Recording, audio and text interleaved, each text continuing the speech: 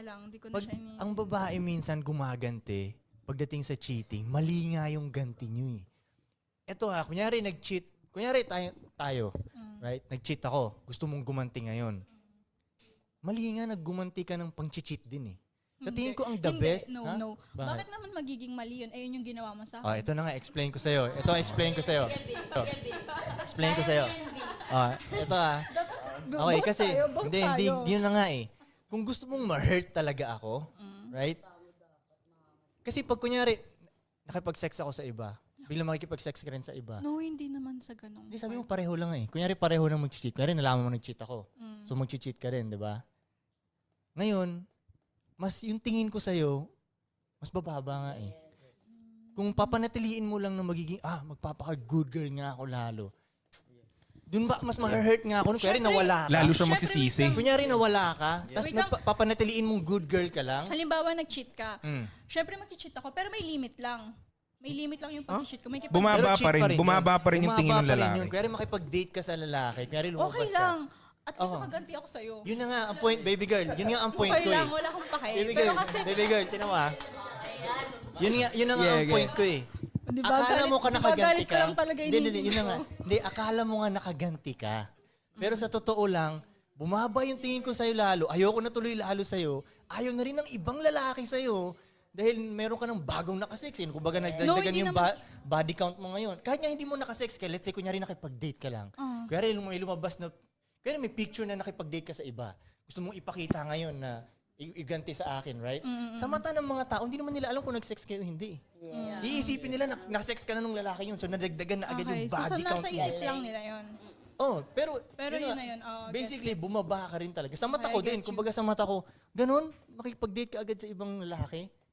Kung pinanatili mo lang, kunyari naghiwalay tayong ganyan, at pinanatili mong good girl ka lang, grabe ako magsisisi nun. Dahil nawalan ako ng good girl. Kaso parang pinatunayan mo lalo sa akin na hindi, para ako sa streets. Hindi para sa akin, di ba? Nag-guess mo? Hindi ako nun. Dito Minsan ang mali pa ng mga babae, ang ganti nila, kunyari, minsan ang pinakamatinding ganting gagawin nyo sa tingin nyo matindi is isi-sex nyo yung kaibigan namin. Diba? Minsan sa tingin, yung ganung level, parang, isi-sex ko nga yung kaibigan nito. Or yung kaaway nito. Diba? Siyempre, diba? Pero sa mata naming mga lalaki, hindi para sa streets ka talaga. Napatunayan mo na hindi ka talaga para sa akin. Kumbaga, kaya mong gumawa ng ganun ka... Lala. Diba? Kumbaga, kaibigan ko or kaaway ko, para ka sa streets. Hindi ako magsisisi tuloy sa'yo. Mas matutuwa pa ako. Kumbaga parang... Matutuwa pa ako na hindi naging tayo na. Buti na lang nakita ko yung totoong ugali mo, baby girl. Diba? Yun, hindi ka tuloy nakaganti sa akin. Akala mo lang. Ang pinakamagandang ganti para sa akin is manatili kang pure at good girl at parang yung mga ibang lalaki, gusto ka pa rin ng ibang lalaki dahil ikaw si good girl na ganun. Yun ang masakit sa akin. Right. Parang mas mahirap yung gagawin mong pagganti na, okay, para makaganti ka dun sa nag-cheat sa'yo, bibigyan mo ng access na mas madali yung ibang lalaki. It doesn't sound good. It's not even right. Alam mo, baby, tuturuan ko kayo Kaya rin nahuli nyo nag-cheat yung lalaki nyo, ang pinaka-the best na magagawa nyo, isuportahan nyo nga eh. Yeah. Hindi kayo iwan ng lalaki yun. Kaya rin hindi kayo nagreklamo, kayo ang the best na babae para sa kanya. Totoo. Yun ang totoo lang. Totoo. Bilang sa aming mga lalaki lang, pag nakamit kami ng babae, na walang sasabihin sa amin, pag nang bababae kami, yun ang the best. Isipin mo kung gano'n namin ipagmamalaki kayo sa mga friends namin. Right? Kunyari, may friend ako, tapos yung babae niya, nag-inaaway siya dahil nag-cheat siya. Kaya kong sabihin sa kanya, di ganyan babae ko. Malaya ako. Yeah. Maiinggit to siya. Lahat ng homies ko maiinggit sa akin. Yep. Hindi pa aalis yung lalaki sa inyo. Hindi pa kayo maghihiwalay. Tsaka mas masarap. Diba? Hindi kayo sige, sabihin mo kung bakit ka hindi agree. Sabi mo bakit. Pero kung gusto nyo hindi kayo maghihiwalay, at makikip nyo yung lalaki yun ang the best na move. Parang ang sakit na nun. Kasi parang below the belt na yun, wala nang respeto. Sa amin lang Kasi, hindi, ito ang gagawin nyo. Okay, kukuha kayo ng ibang lalaki ngayon.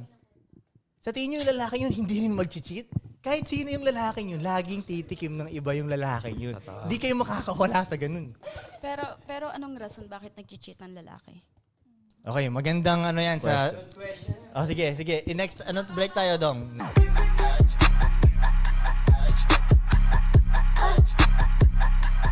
And we're back. Yung tanong mo, sino nagtanong nun? Anong reason bakit nag-cheat ang lalaki? Wala lang. Anong wala? Wala lang. Kaya nga, Hindi lang kayo mababaw marunong lang yun eh. makontento. Ganun. Ano no? Hindi lang kayo marunong makontento. Hindi marunong makontento. Actually, mas marunong nga kami makontento sa totoo lang. Kontento kami dun sa pinaka-main namin. Pero titigim, nature namin na So, tumikim, nature niya na talaga yun. Pero Hindi, wala eto, lang meaning May yun. tanong ako, bakit ka naghahanap? Kung solid ka na dun sa main, ba't ka pa naghahanap? Hindi naman ako naghahanap eh. Yes, Babalik pa rin sir. ako sa main. I mean, bakit ka pa nga maghahanap ng Yung iba titikim if ba like ng iba? satisfied ka dun? No. Hindi dahil sa hindi ako satisfied sa main ko. Paano, yun lang ang nature naming mga lalaki. Okay. Hindi namin kayang talunin yung nature naming mga Tsaka lalaki. hindi naman naghahanap kusang dumadating eh. Ganun ba yan? Sa bagay. Totoo rin yun. Kusang darating. Lahat naman yun ko kusang dumating Oo, sa dito bagay. eh. Hindi ko naman talaga hinahanap yung babae. Nagpe-present tayo mga Hindi babae. kasi, Koy, yung mga lalaki natin sa labas, hindi naman sila katulad mo eh. Oo, hindi iba. nila kaya Hindi yung sila mga kaya kagaya. mong gawin. Hindi, kahit sila sabihin mo ikaw, yun pang- nga basically, hindi sila ikaw. So, yung iba, isa lang kaya nila. Okay, Diba? isa lang kaya nila sa relationship. Mm. Pero, Hindi ba tawag simp doon? Alin? Kunyari nasa relationship ka, tapos nag-fuck ka ng ibang babae, hindi ba tawag doon simp? depende kung paano mo pinak yung babae yun. Hindi. Anong pinagkakaiba nun? Pwedeng hindi simpin yun. Kasi nature lang nila yun. O, kunyari, Nature lang nilang titikim sila ng bagong babae. Wala ngang meaning yun eh. Kayo pang nag-cheat ang may meaning. ayun, Yun ang agree mas ako dun. matindi. Like kayo, pag nag-cheat kayo, like talagang, oo, may feelings yun. Gusto nyo talaga yung lalaking yun. Yeah, Oo, gante. gusto nyo yung lalaki yun. Kaya mas evil pa nga kung iisipin mo eh. Kasi sa amin, kaya namin makipag-sex yun, hindi namin alam yung pangalan ng babaeng yun. Wala kaming idea kung ano siya, di ba? Like, ganun lang. Wala lang talaga. Parang, ganun lang. Wala lang talaga siya. Wala siyang meaning. So, ang naglagay nga lang ng meaning nun is kayo sa totoo lang. Pinabigat nyo lang yun. Pero sa amin, wala lang yun. Kinalimutan namin yun. As long nababalik kami sa inyo, let's say, kunyari ikaw yung main ko as long nababalik pa rin ako sa'yo at ikaw pa rin yung binubuhay ko, pinoprotektahan ko and everything, ikaw pa rin yung gusto ko. Yun. Yes, sir. Ganun yun. Yung iba, wala lang talaga yun.